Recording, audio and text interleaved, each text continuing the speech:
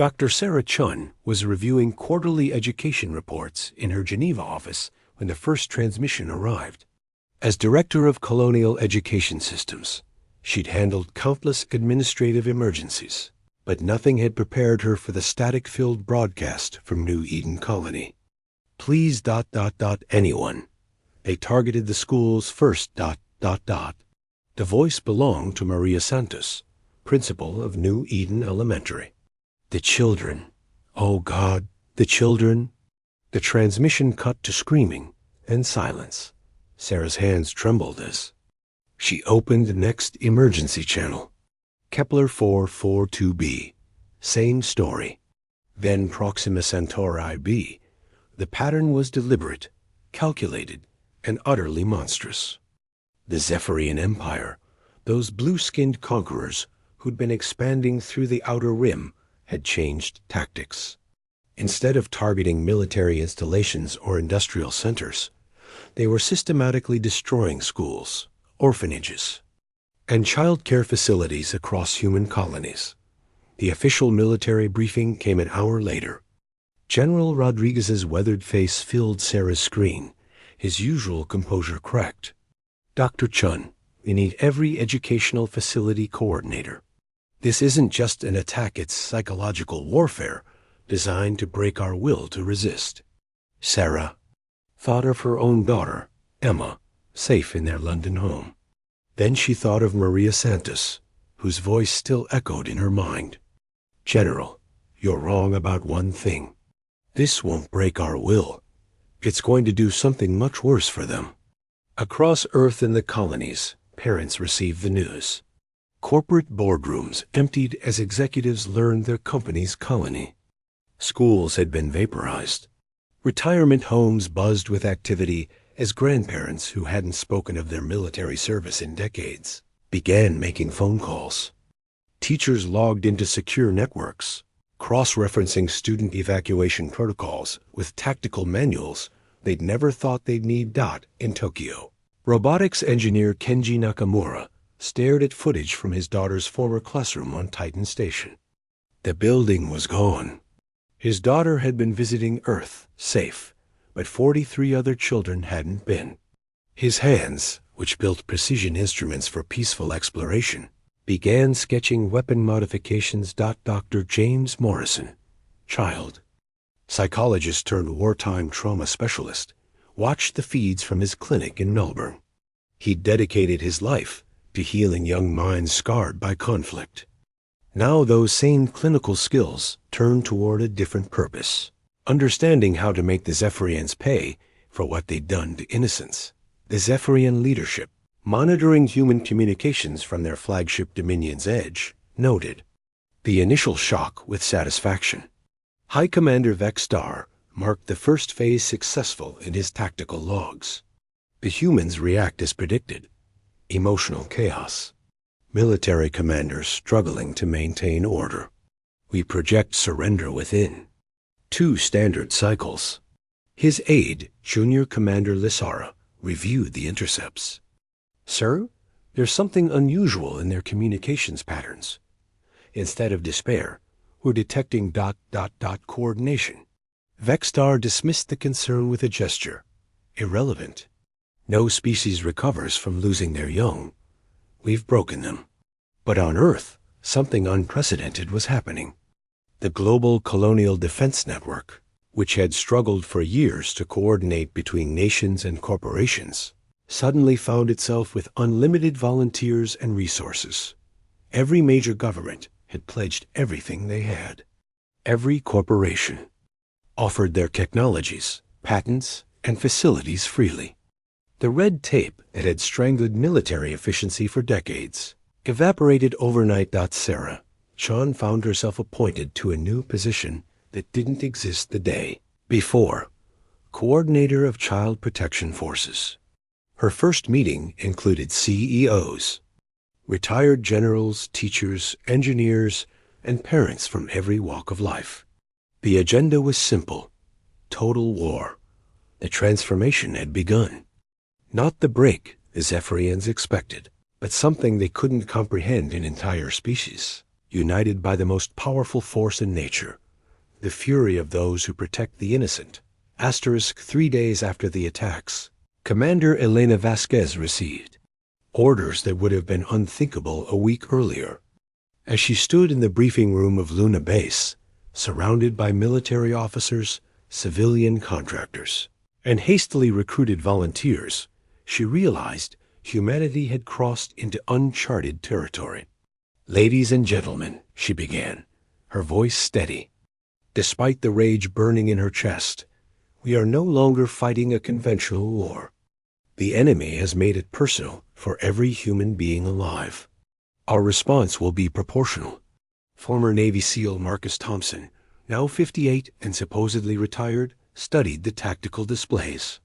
He'd answered the call from his quiet ranch in Montana after seeing the footage from the colony schools. "Commander, my granddaughter was supposed to start kindergarten on Kepler 442b next month. What do you need?" The room filled with similar stories. Dr. Lisa Park, a quantum physicist from Seoul, had lost her nephew on New Eden Colony. Software engineer Ahmad Hassan's daughter had nightmares about monsters coming to her school on Europa Station. Every person present carried the same motivation, the absolute certainty that this could never happen again. Sarah Chan connected via holographic link from Earth. "I've got updates from the Civilian Coordination Network. We're seeing response patterns unlike anything in human history. Engineering firms are sharing proprietary military technologies freely. Teachers are providing detailed layouts of every educational facility in the colonies. Parents are liquidating their savings to fund defensive systems." The data streams flowing across the displays told an extraordinary story. In less than 72 hours, humanity had reorganized itself around a single objective. The usual barriers, national borders, corporate secrets, political divisions had simply dissolved. A kindergarten teacher in Berlin was coordinating with aerospace engineers in Houston to design child-safe bunkers. A grandmother in Delhi was funding the development of automated defense systems for schools she'd never seen. Marcus pulled up the psychological profiles of the Zephyrian leadership. They study species before conquest. They should have known better. Dr. Park nodded grimly. They understand human military doctrine, our political systems, our economic structures. But they don't understand what happens when you threaten human children. It's not just anger, it's a complete reorganization of priorities. The Zephyrian High Command was beginning to notice the anomalies. Instead of the expected collapse in human resistance, their intelligence networks reported unprecedented coordination. Human military production had increased by 400% in 3 days. Civilian factories were retooling for weapons manufacturing without government orders. Most puzzling, human communications had become almost impossible to intercept, not because of advanced encryption, but because parents were using their children's gaming networks in school, communication systems to coordinate military operations. Junior. Commander Lissara presented her analysis to High Commander Vextar. "Sir, human behavior is deviating from all conquest models. They're not breaking, they're evolving." Vextar reviewed the data with growing unease. The humans had deployed 3 times their normal fleet strength to colony defense positions. More concerning, civilian vessels, cargo haulers, luxury yachts, even school transport ships were being rapidly converted to military use. Impossible. No species mobilizes this quickly without central authority. That's the anomaly, sir. They do have central authority, but it's not their government or military. It's something we've never encountered before. Back on Luna Base, Elena watched real-time updates from across human space. A mining corporation had donated their entire fleet of asteroid processors to be converted into mobile fortresses. A luxury cruise line had volunteered their ships as evacuation vessels for children from threatened colonies. Most remarkably, every human settlement even those that had never seen military action, was implementing defensive protocols designed by teachers who understood how to protect children better than any military strategist. The Zephyrians thought. They were attacking our weakness, Elena said quietly. They don't realize they've just awakened our greatest strength. Dr. Morrison joined the conference from his new position as Psychological Operations Coordinator. I've been analyzing their tactical doctrine. They use fear of losing loved ones to break enemy morale, but they fundamentally misunderstand human psychology. Fear for our children doesn't paralyze us. It removes every limitation we've ever accepted. The transformation was accelerating. Across human space, ordinary people were becoming extraordinary defenders. The protective instinct that had driven human evolution for millennia had been triggered on a species-wide scale. What the Zephyrians had intended as humanity's breaking point had instead become their point of no return, that the war was no longer about territory or resources. It had become something primal, absolute, and utterly relentless. Asterisk. 2 weeks after the attacks, the first human counterstrike launched from coordinates the Zephyrians had deemed impossible to reach.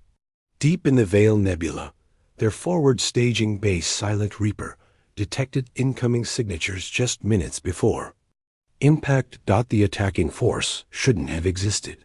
According to Zephyrian intelligence, humans lacked the technology for stealth approach through nebular interference. Their ships were too large for the precision required. Their coordination protocols were too slow for multi-vector assault. They were wrong on every count. The vessels emerging from the nebular distortion were unlike anything in the human military database. Sleek, fast, and bearing hull modifications. That looked almost organic. They moved with coordination that defied traditional fleet doctrine. The lead ship broadcast a simple message for the children of New Eden Colony. Commander Elena Vasquez watched the assault from the Bridge of Righteous. Fury, formerly the cargo hauler Peaceful Venture. In 3 weeks, a team of engineers led by Kenji Nakamura had transformed the massive vessel into something unprecedented, a warship designed not for conquest, but for absolute protection. Every system, every weapon, every piece of armor was optimized for one purpose, ensuring no more children would die. Target their communications array first, Elena ordered. Standard doctrine: we disable, board, and extract intelligence. But Marcus, if they've hurt any more children... Marcus Thompson, now serving as tactical coordinator despite his civilian status, understood perfectly. The rules of engagement had been rewritten by necessity. Copy that, Commander. Phoenix team is standing by for boarding operations. The assault unfolded with mechanical precision. Dr. Lisa Park's quantum communication breakthroughs allowed instantaneous coordination across the battle group. Teachers turned tacticians provided strategic insights that military academies had never taught. How to protect the vulnerable while neutralizing threats. How to think 3 steps ahead when someone else's children were at stake. On the Zephyrian flagship, alarms screamed across every deck. High Commander Vexstar stared at tactical displays showing impossible human capabilities. How are they coordinating through quantum interference? Their technology level was centuries behind this application. Junior Commander Lissara S. analysis grew more disturbing by the hour. Sir, they're not using traditional military command structures. Every ship appears to be operating under autonomous tactical protocols while maintaining perfect unit cohesion. It's as if each vessel knows exactly what every other vessel is thinking. She was closer to the truth than she realized. Aboard Righteous. Fury, Sarachon coordinated not through military hierarchy, but through networks that had already existed: parent-teacher associations, school emergency protocols, family communication trees. The systems designed to keep children safe during school lockdowns had scaled up to coordinate interstellar warfare. Dr. Chun, reported Ahmad Hassan from his engineering station, we've got their communication frequencies mapped. They're using standard Zephyrian military encryption. Child's play compared to keeping teenagers from hacking school networks. The boarding operation commenced with efficiency that stunned even the human participants. Former teachers led tactical. Teams threw ship layouts they'd never seen, but understood intuitively where would children be kept. How would you move vulnerable individuals to safety? Where would medical facilities be located? Marcus's team found the Zephyrian crew in a state approaching panic. These weren't the broken, demoralized humans their doctrine predicted. These were something far more dangerous humans with nothing left to lose and everything to protect. Surrender now, Marcus announced in fluent Zephyrian, a language he'd learned in the past 2 weeks with the same desperate intensity. Every human was applying to every skill that might save children. We need information about any human prisoners. Cooperate, and you'll be treated according to interstellar law. Resist, and ... He didn't finish the threat. He didn't need to. The Zephyrian commander looked into Marcus's eyes and saw something that transcended military discipline, the absolute certainty of someone defending his grandchildren within hours. The Zephyrian base was under human control. The intelligence gathered revealed the scope of their miscalculation. The attacks on schools weren't random terrorism. They were the opening phase of a systematic campaign to break human morale before full invasion. They have staging areas throughout.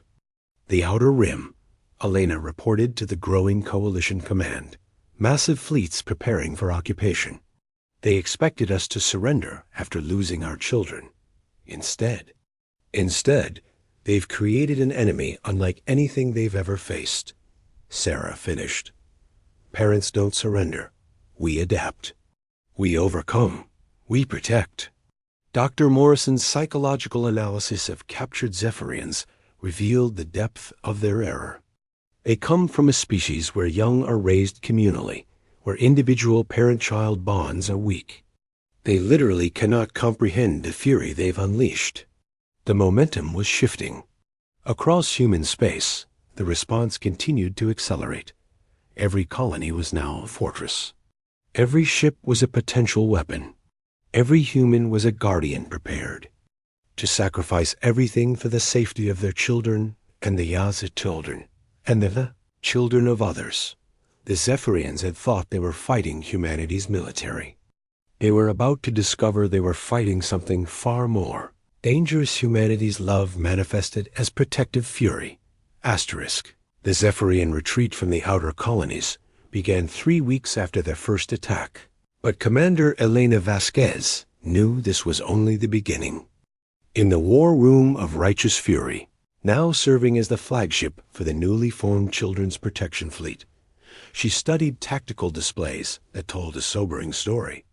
They're not retreating, Dr. Lisa Park observed, her quantum analysis revealing. Movement patterns deeper in Zephyrian space. They're consolidating, preparing for a massive counterattack. Sarah Chun's holographic presence flickered as she transmitted from Earth's Emergency Coordination Center. Intelligence suggests they're planning to target Earth directly. Every school, every orphanage, every place where human children gather. They think if they can break our homeworld, the colonies will surrender. Marcus Thompson, scarred from the boarding actions but more determined than ever, studied enemy ship movements. Then we don't let them reach Earth. We take the fight to them. The transformation of humanity continued to accelerate beyond all predictions. Dr. Kenji Nakamura had moved his entire robotics operation to Luna Base, where he worked 20-hour days designing automated defense systems. His breakthrough had come from an unexpected source, his daughter's drawings of robot guardians. That had inspired defensive drones designed specifically to protect children. Every human settlement now has mobile defense platforms, Kenji reported. But they're not just military installations. They're designed by people who understand how children think, how they move, how they react to danger. These systems won't just fight off attackers, they'll comfort frightened kids while doing it. The psychological impact on captured Zephyrians was becoming a strategic asset. Dr. Morrison's interrogation techniques, developed from decades of working with traumatized children, proved unexpectedly effective on alien prisoners who had never encountered humans operating from pure protective instinct. They keep asking the same question, Dr. Morrison reported. They want to know how we coordinate so effectively without central command. I've tried explaining parental communication networks, but it's like describing color to someone who's never seen. Junior Commander Lysara had become the voice of growing concern in the Zephyrian High Command. Her latest intelligence briefing painted a picture that challenged everything they understood about warfare. High Commander, human industrial capacity has increased by 800% since the attacks. They're not just converting civilian infrastructure to military use, they're inventing entirely new forms of warfare. Their ships carry medical facilities designed for treating children. Their weapons are specifically calibrated to disable rather than destroy, maximizing prisoner capture for intelligence gathering. High Commander Vextar reviewed the tactical analyses with growing unease. Impossible. No species maintains this level of mobilization without economic collapse. Sir, that's because their mobilization isn't purely military. It's social, economic, spiritual. They've reorganized their entire civilization around protecting their young. Every adult human now considers themselves personally responsible for every human child. The truth was even more remarkable than Lysara understood. On Earth, a retired grandmother named Catherine Walsh had become one of the most effective intelligence coordinators in human history, using social networks originally designed for sharing family photos to track Zephyrian fleet movements. A group of middle school teachers in Vancouver had developed encryption protocols based on children's games that proved unbreakable by alien cryptographers. Elena coordinated with fleet elements that included everything from converted cruise ships to purpose-built warships designed by engineers who were also parents.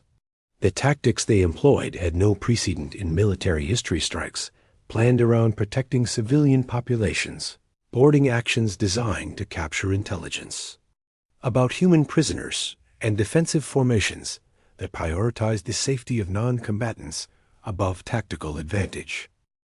We've located their main staging area, Ahmad Hassan reported from his enhanced sensor station.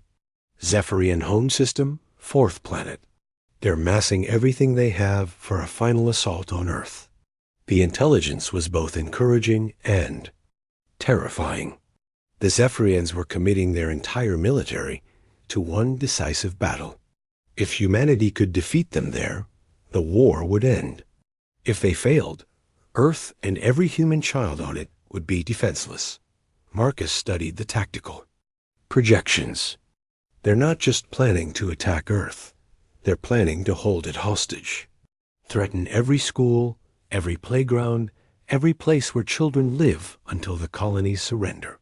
Sarah's expression hardened with resolve that had become characteristic of every human involved in the war effort.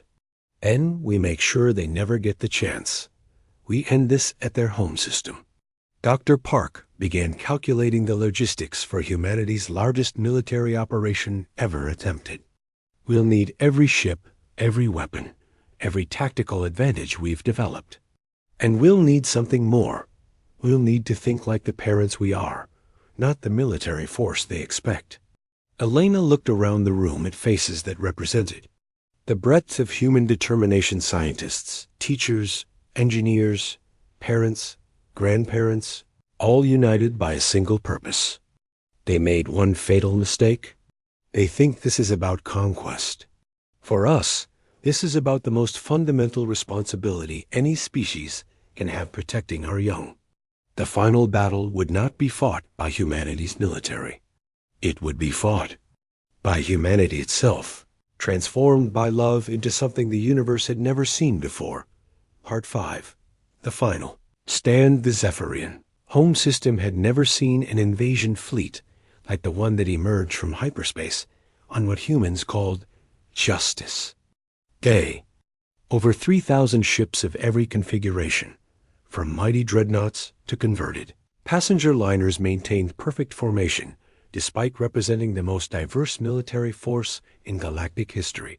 Commander Elena Vasquez stood on the bridge of righteous fury, surrounded by the command staff that had grown from desperate improvisation into the most effective military organization humanity had ever produced.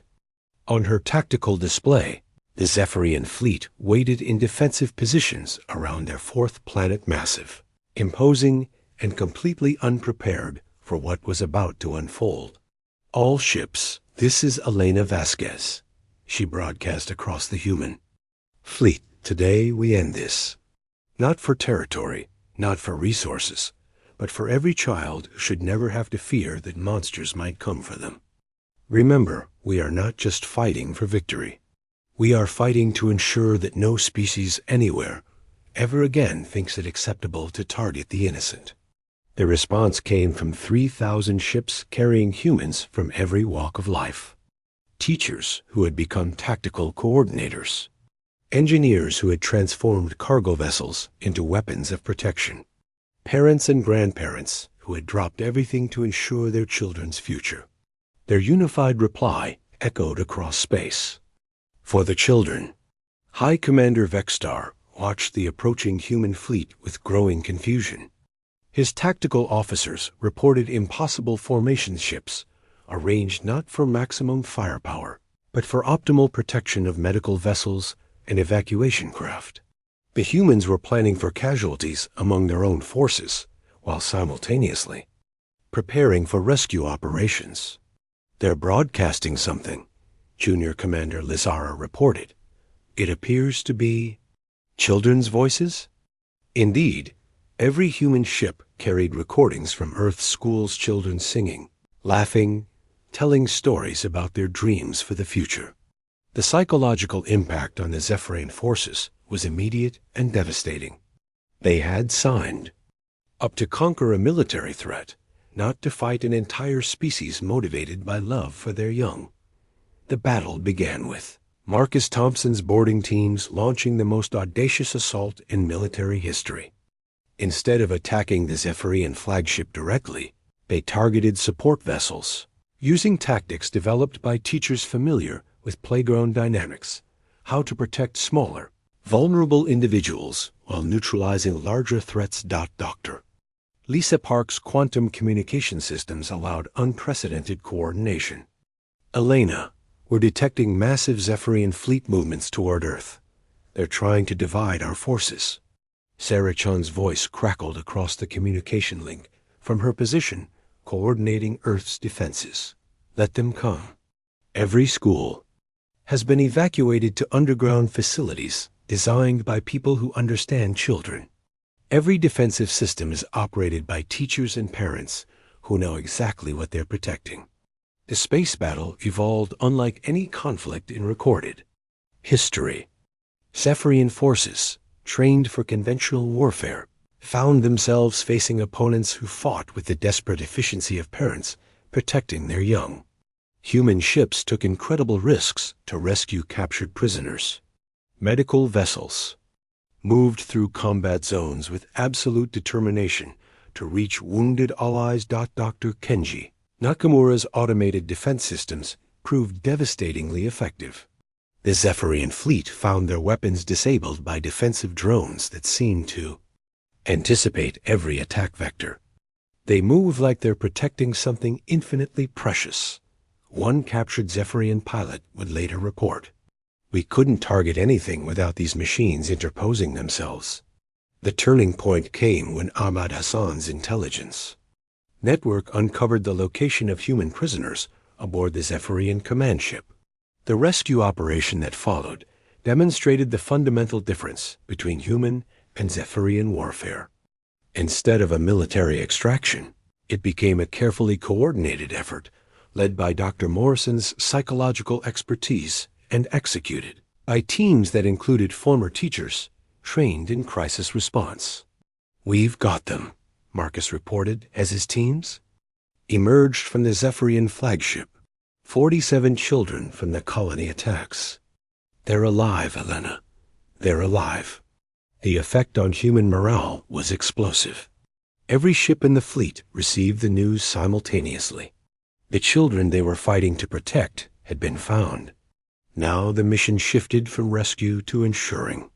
This could never happen again. High, Commander Vexstar watched his forces crumble with something approaching despair. The humans weren't just winning. They were demonstrating a form of warfare based on protection rather than destruction. Every Zephyrian vessel disabled was immediately boarded by teams that provided medical aid to the wounded while extracting intelligence about other threatened human settlements. "Sir," Lizara reported, her voice containing something that might have been admiration, "they're offering us surrender terms." The terms, transmitted by Elena Vasquez personally, were unlike any surrender demand in galactic history. The Zephyrians would provide reparations for the destroyed schools and compensation for the families of victims. They would share intelligence about other aggressive species in the region. Most importantly, they would sign an absolute prohibition against targeting non-combatants anywhere in the galaxy. But why? Vexstar found himself asking during the surrender negotiations. You could demand our destruction, our complete subjugation. Why offer mercy? Elena's response was broadcast across both fleets. Because we're not fighting for conquest. We're fighting to protect the innocent. That includes your children, too.